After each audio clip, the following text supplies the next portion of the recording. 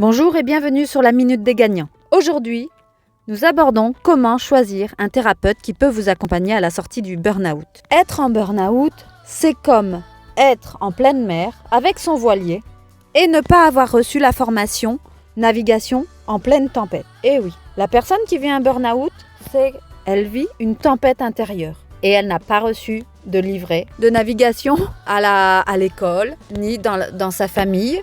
C'est très rare d'avoir l'information sur comment en sortir du burn-out. Certaines écoles aujourd'hui se mettent à la page, et ça c'est très bien.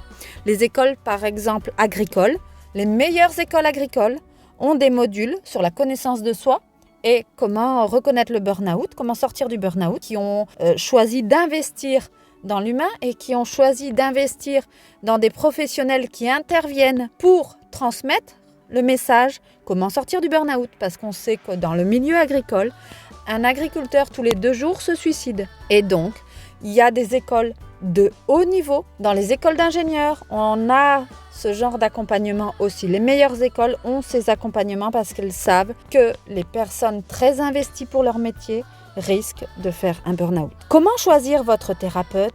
C'est très simple. Choisissez un thérapeute qui connaît très bien ce sujet.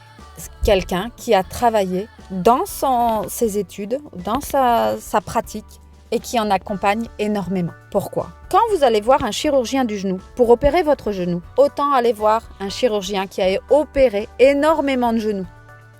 Vaut mieux aller voir un chirurgien qui a opéré une grande quantité de personnes et qui a des très bons résultats pour des genoux, plutôt qu'un chirurgien qui va faire un genou, une opération de rotule à l'année par exemple, une opération de ménisque à l'année.